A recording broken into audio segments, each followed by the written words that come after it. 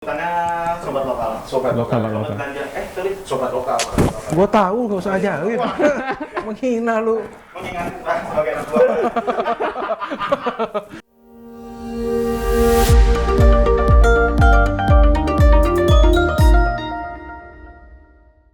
Halo sobat lokal, hari ini kita lagi di acara Bincang Lokal bersama dengan digital marketing spesialis. Wah, Oke. ini digital marketing milenial. Alright. Nah, Iya. perkenalan dulu, Pak. Oke. Perkenalkan semua sobat lokal, nama saya Patrick Rimba, saya seorang digital consultant.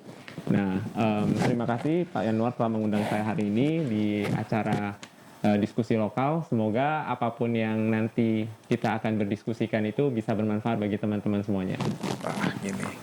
Ini acaranya Bincang Lokal ya, jangan diskusi lokal. Oh ya. Ini Iya, gimana iya. ini?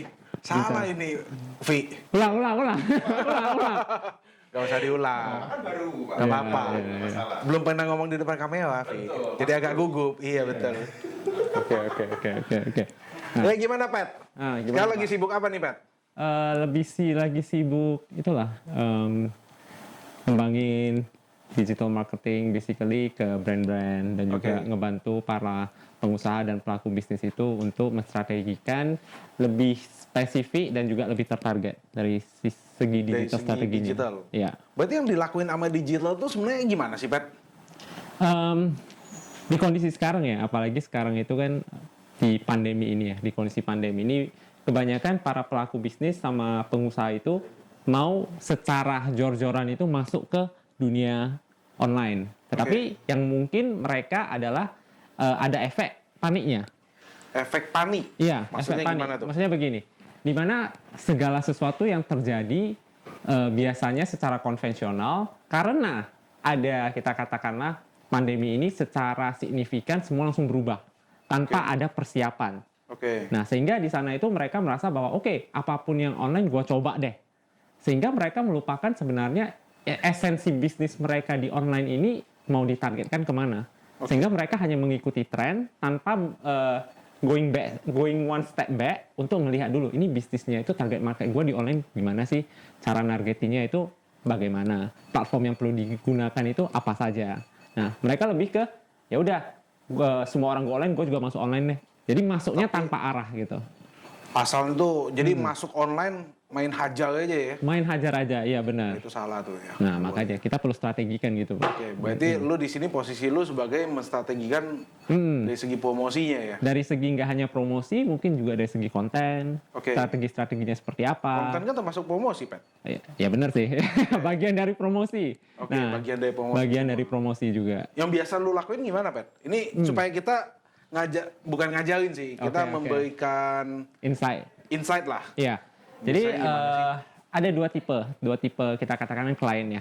Oke. Klien yang kita katakanlah masih CEO itu bukan arti CEO yang CEO gitu. CEO itu chief of everything. Shift of everything. Oke. Ya, di mana mereka ngerjainnya semua. Oke. Nah, jadi ada tipe itu, ada yang sudah punya tim.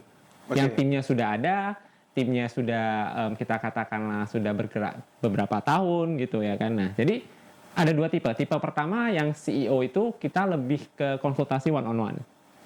Oke. Ya, konsultasi one on one, apa yang terjadi sekarang saya akan audit, platform apa yang digunakan. Nah, planning jangka pendek, jangka panjangnya seperti apa, kita akan lebih berdiskusi nih. Oke. Diskusi. Terus dari sekarang kondisi yang kita miliki, apa sih yang bisa kita optimasikan? Nah, kebanyakan tuh kalau pelaku bisnis yang chief of everything itu kan semuanya sendiri, baik desain sendiri, ngiklan sendiri, pikir strategi marketing sendiri, produksi sendiri. Nah, kita buat timeline dan juga job desk-nya masing-masing. Dalam arti timeline per harinya seperti apa. Nah, brand mereka itu sekarang bagaimana kita optimasikan dengan kapasitas yang ada. Oke. Nah, kalau misalnya yang sudah memiliki tim sendiri, nah kita buat planning nih, planningnya lebih terarah. Karena kita sudah memiliki planning, jadi job desk-nya itu kita benar-benar harus rapikan, kita harus punya timetable yang jelas, konten kalender yang jelas juga seperti apa. Nah, sesi-sesinya akan dibagi dua, satu dengan tim, satu dengan business owner-nya langsung. Jadi, Oke. nah, jadi agar ketika apa yang nanti diberikan kepada tim itu juga bisa diketahui oleh business owner-nya. Oke. Jadi lebih terarah gitu, Pak. Oke. Berarti lu banyak urusin untuk marketing secara online supaya lebih optimasi dan lebih tertarget sesuai dengan segmen yang dituju oleh company ya. Benar, ya. Oke. Benar. Yang lu banyak pegang perusahaan yang gimana, Pet? Maksudnya itu perusahaan Oke. yang gede atau kecil atau menengah atau gimana, Pet? Sebenarnya dari segi industri itu saya mix ya. Ada Oke. yang dari manufacturer, ada yang Manufacturer dari juga ada. manufacturer juga ada yang dari distributor, juga ada yang retail, juga ada bahkan cafe, Oh, juga cafe juga ada ada. cafe juga ada, fashion juga ada. Jadi mix sih. Karena masing-masing setiap brand itu memiliki niche market yang unik menurut saya. Betul. Nah, itu kan berarti kan segmen marketnya juga beda-beda tuh. Ya, benar. Berarti perilakuan lu setiap ke brand itu beda semua. Benar, berbeda semua, Pak. Contohnya misalnya nih, Wah, manufacturing. Nah, gue penasaran yang manufacturing nih. Kalau restoran kan F&B itu semuanya itu biasa lah. Yes. Nah, cuma gue penasaran yang kalau manufacturing apa yang lu lakuin? Oke, manufacturing itu biasanya bagaimana kita giving value ke distributornya. Oke. Nah, jadi let's say kita bisa buat, kita katakanlah manufacturer creating satu produk. Otomatis mereka mau gencotin gimana produk mereka itu tidak hanya dari segi distributor, dan kalau bisa itu end customer itu tahu dan cari ke distributor. Oke. Jadi kita buat sebuah jaringan nih, jaringan distributor di mana kita membantu mereka itu untuk giving content. Kumpulkan mereka dalam satu wadah, kita bantu juga para distributor ini untuk memberikan pelayanan secara online.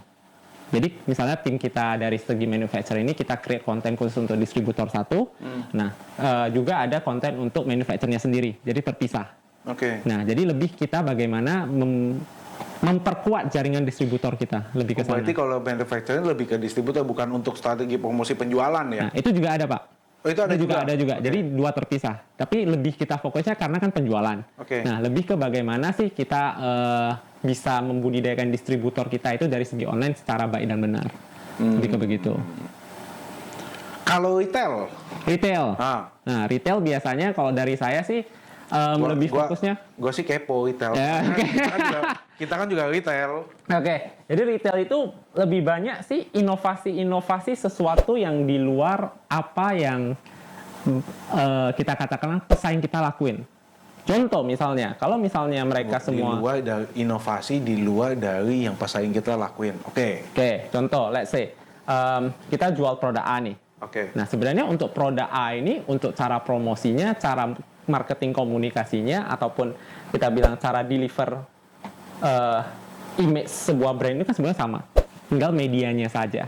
Kenapa kita tidak inovasi dalam segi, kita buat something nih, out of this, produk. Jangan hanya kita buat misalnya video yang bagus. Misalnya kita hanya menggunakan influencer atau endorse ataupun ngiklan. Nanti jatuhnya ya sama, kita cuma perang harga, perang budget dan lainnya. Betul. Nah, why not kita inovasi dalam arti begini, kita buat program TV series. Program TV series. Nah, program TV series yang mungkin ada soft sellingnya tentang produk brand A. Nah, karena sekarang ini di media online itu kita ketahui bahwa kita sudah tidak bisa menjual produk.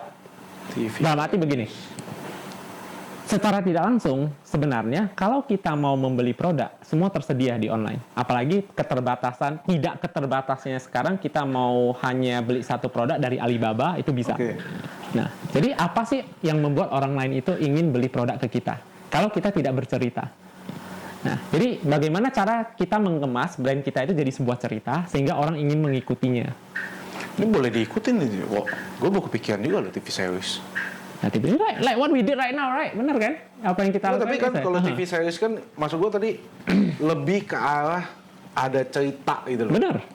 Episode, yes, komedi. Contoh kayak salah satu bank dari Singapura, itu kan ada buat tuh, bank yang warna merah hitam. Nah, yang warna merah hitam itu kan dia ada buat itu. Itu detail bener tuh. Ya, dia kan buat TV series yang menurut gue sih, gue juga suka nonton.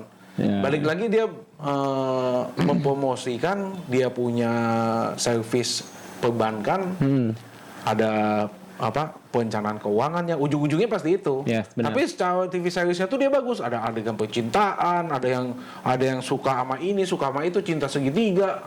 Lucu tapi bagus juga kita buat gitu kok. Oh, dia kayak sosial media marketing spesialis gitulah ya. Bukan spesialis, Pak. Dia nggak ngajarin itu, cuma he believe that dari menggunakan internet jalur ini kita bisa do more. Nah, dia juga ada buat ngiklan, nge-campaign iklan juga. Iklan-iklan dia menurut saya sih sangat itu ya, extraordinary ya. Nggak kepikiran ujungnya kemana gitu. Gary V. Gary Di V. YouTube ada dia? YouTube ada. YouTube ada. Sosial media juga banyak. Oke. Hmm. Kalau berarti kan sekarang posisinya lu banyak ngomongin soal digital marketing dan Iya. lain-lain. Ada nggak sih misalnya kayak pelaku-pelaku usaha lokal Ya. yang lu sekarang ada in charge? Brand Bener-bener lokal ya. brand lokal. Brand lokal ya. Kalau lu nggak ada in charge brand lokal sih, lu kan ini